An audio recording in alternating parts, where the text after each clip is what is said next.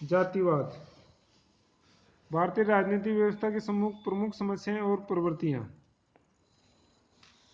अब उनमें जो प्रमुख समस्याएं और प्रवृत्तियां उनमें जातिवाद भी एक मुख्य बात है, क्योंकि भारत है वो सांस्कृतिक दृष्टि से और भौगोलिक दृष्टि से विभिन्न क्षेत्रों में बटा हुआ विविधता वाला देश है। तो यहाँ भाषा, अलग अलग भाषा और जातियों का होना स्वाभाविक है। इस संबंध में रजनी कोठारी ने कहा है कि प्रथम, कोई भी सामाजिक तंत्र कभी भी पूर्णतः समाप्त नहीं हो सकता, अतः यह प्रश्न करना है कि क्या भारत में जाति का लोप हो रहा है, अर्थ शून्य है। द्वितीय, जाति व्यवस्था का आधुनिकीकरण और सामाजिक परिवर्तन में रुकावट नहीं डालती, बल्कि उसे बढ़ाने में एक महत्वपूर्ण भूमिका अदा करती है।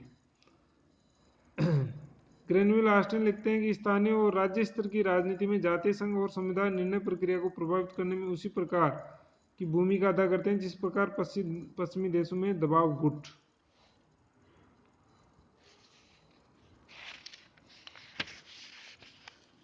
जातिवाद का परंपरागत अर्थ और रूप। जाति प्रथा किसी न किसी रूप में विश्व के हर कोने में पाई जाती है। एक गंभीर सामाजिक कुरीति के रूप में ये हिंदू समाज की ही विशेषता है।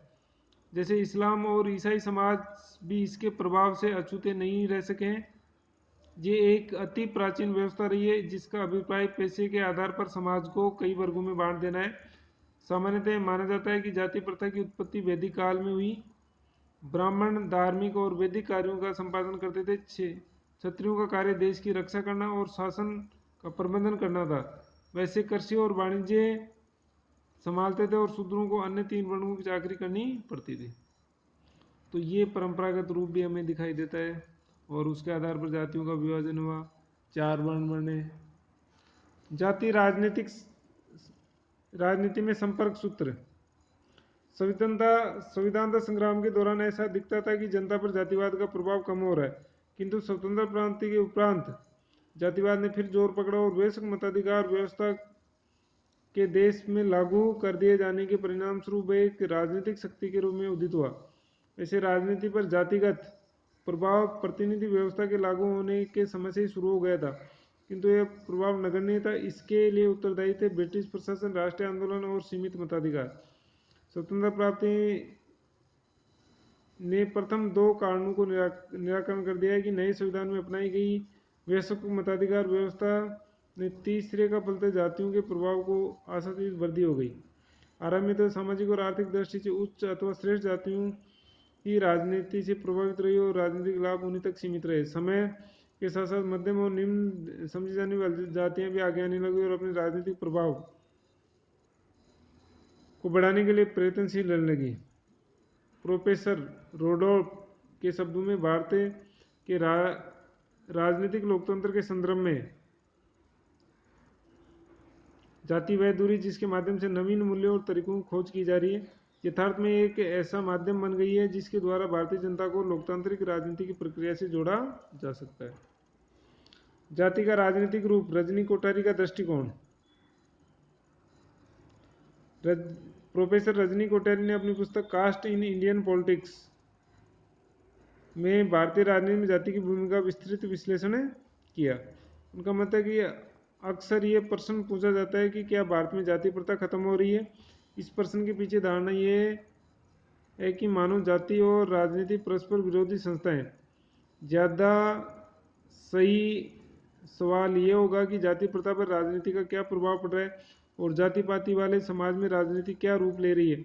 जो लोग राजनीति में जातिवाद की शिकायत करते हैं वह न तो राजनीति के स्वरूप को ठीक समझ पाते हैं, न ही जाति के स्वरूप को।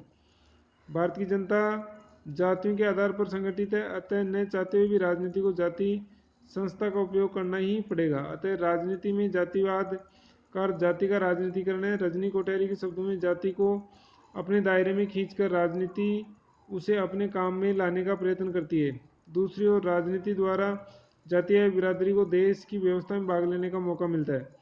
राजनीतिक नेता सत्ता प्राप्त करने के लिए जातीय संगठनों का उपयोग करते हैं और जातियों के रूप में उनको बनाए बनाए संगठन मिल जाता है, जिससे राजनीतिक संगठन में आसानी होती है। जाति व्यवस्था और राजनीति में अंतःक्रिया के संदर्भ में प्रोफेसर रजनी कोठारी ने जाति प्रथा के 3 रूप प्रस्तुत किए हैं। लौकिक रूप, एकीकरण का रूप और चैतन्य रूप। जाति व्यवस्था का लौकिक रूप। रजनी कोटा ने जाति व्यवस्था के लौकिक रूपों को व्यापक दृष्टि से देखने का प्रयत्न किया। जाति व्यवस्था कुछ बातों पर सबका ध्यान गया है, जैसे जाति के अंदर विवाह, छुआछूत और रीति रिवाजों के द्वारा जाति की पृथक इकाई को कायम रखने का प्रयत्न। लेकिन इस बात की ओर बहुत ही कम लोगों का ध्यान गया है कि जातियों में अपनी प्रतिद्वंद्विता और गुटबंदी रहती है। प्रत्येक जाति प्रतिष्ठा और सत्ता प्राप्ति के लिए संघर्षरत रहती है। उदाहरण के लिए गत लगभग 4 दशक से बिहार में ऊंची जातियों और पिछड़ी जातियों के बीच सत्ता प्राप्ति का अनवरत संघर्ष चल रहा है। जाति व्यवस्था के इस लौकिक पक्ष के दो रूप हैं, एक शासकीय रूप यानी जाति की और गांव की पंचायत और चौधराट। दूसरा रूप राजनीतिक यानी जाति की आंतरिक गुटबंदी और अन्य जातियों से गठबंधन और प्रतिद्वंद्विता। इन संगठनों का प्रभाव इस बात पर निर्भर करता है ताकि स्थानीय नेताओं के समाज की केंद्र संस्था से किस प्रकार के संबंध है। धर्म व्यवस्था और प्रदेश के आधार पर इन जातियों की स्थिति बनती और बिगड़ती थी। पहले इन जातियों का संबंध जाति और गांव की पंचायत और राजा और जमींदार से रहता था। अब जातीय पंचायत के स्थान पर विधानसभाएं और संसदें तथा राजा के स्थान पर राष्ट्रीय सरकार। रजनी कोठारी का यह विचार है कि देश की राजनीति पर किसी एक जाति का प्राधान्य नहीं हो सका, क्योंकि कुछ स्थानों पर ब्राह्मणों का वर्चस्व, कुछ से प्रदेशों में गुजरात और मारवाड़ में जैन वैष्णव आदि संप्रदायों के हाथों में अधिक आर्थिक शक्ति थी। जाति व्यवस्था का एकीकरण का रूप। जाति का दूसरा रूप एकीकरण का, अर्थात व्यक्ति को समाज से बांधने का। जाति प्रथा जन्म के साथ ही प्रत्येक व्यक्ति का समाज में स्थान नियत कर देती है। जाति के आधार पर ही उस व्यक्ति का व्यवसाय और आर्थिक भूमिका निश्चित हो जाती है। चाहे जितना भी बड़ा व्यक्ति क्यों ना हो, उसका अपनी जाति से लगाव पैदा हो जाता है। जाति के प्रति उसकी निष्ठा बढ़ने लगती है। यही निष्ठा आगे चलकर बड़ी निष्ठाओं अर्थात लोकतंत्र और राजनीतिक व्यवस्था के प्रति भी विकसित हो जाती है। इस प्रकार जातियां जोड़ने वाली कड़ियां बन जाती है। लोकतंत्र के तहत विभिन्न समूह में शक्ति के लिए प्रतिद्वंद्विता होती है और विभिन्न जातियों में आपस में मिलजुल कर गठजोड़ बनाने की प्रवृत्ति उत्पन्न होती है। जाति व्यवस्था का चैतन्य रूप। जाति प्रथा का तीसरा रूप चेतना बोध है। कुछ जातियां अपने को उच्च समझती हैं, इस कारण समाज में उनकी विशेष प्रतिष्ठा होती है। इस कारण कुछ निम्न समझी जाने वाली जातियां भी अपने को उनके साथ जोड़ने की चेष्टा करती हैं। क्षत्रिय वर्ग के साथ जो प्रतिष्ठा जुड़ी हुई है, उसके कारण देश के विभिन्न भागों में अनेक जातियों ने इस वर्ण का दावा किया है। कुछ जातियों ने इस प्रकार ब्राह्मण पद का भी दावा किया है। राजनीतिक, आर्थिक और सामाजिक स्थिति में परिवर्तन के परिणाम जाति विशेष की स्थिति बदलती है।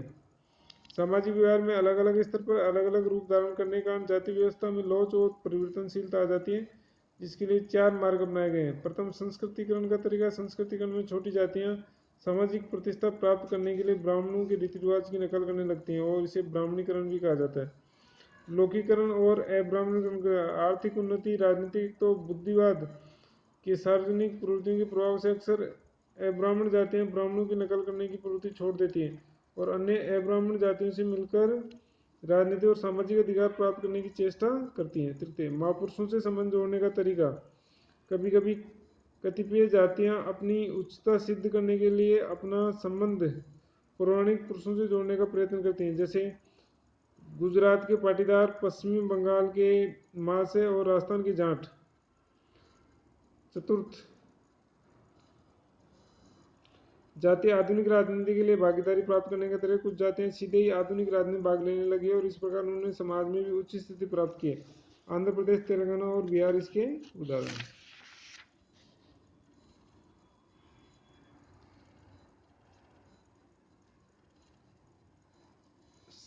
शक्ति और प्रभाव की प्रतिस्पर्धा ऊंची जातियों तक सीमित रही। जाति के अंदर भी प्रतिस्पर्धी गुटबंदी है। जाति के बंधन ढीले पड़ना और राजनीति को व्यापक आधार मिलना।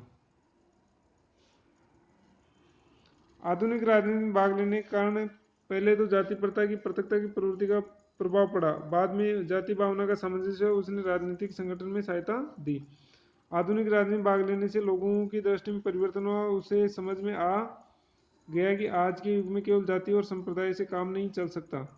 जहाँ जाति बड़ी होती है वहाँ उनमें एकता नहीं रहती, उसमें उपजातियों के भेद होते हैं और छोटी जातियों को अपने बल पर चुनाव नहीं जीत सकती। यदि कोई प्रत्याशी अपनी जाति का पक्ष लेता है तो दूसरी जातियां उसके खिलाफ हो जाती हैं। इसलिए चुनाव की राजनीति में अनेक जातियों का कूट बनाना पड़ता है। राजनीति में आने के कारण जाति की भावनाएं ढीली पड़ जाती हैं और अनेक नई निष्ठाओं का उदय होता है। आधुनिकतावादी नेता जाति पाति पर भले ही नाक सिकोड़े, परंतु इसके द्वारा राजनीतिक शक्ति उन वर्गों और समूह के हाथ में पहुंच सकी है जो अब तक उससे वंचित थे। जाति के आधार पर संघ और संगठन बनते हैं, जैसे कायस्थ सभा, क्षत्रिय संघ आदि। सब मिलाकर जातीय संगठनों ने भारत की राजनीति में वही भाग लिया जो पश्चिमी देशों में विभिन्न हितों और वर्गों के संगठनों। जातियों और संप्रदायों के राजनीति में भाग लेने के फलस्वरूप सामूहिक और राष्ट्रीय भावना का उदय हुआ और उनकी प्रत्यक्षता कम होकर उनका राजनीतिक एकीकरण हुआ। जाति और राजनीति में अंतःक्रिया, इसका सैद्धांतिक आधार और विशेषताएं नेक्स्ट वीडियो में पढ़ेंगे।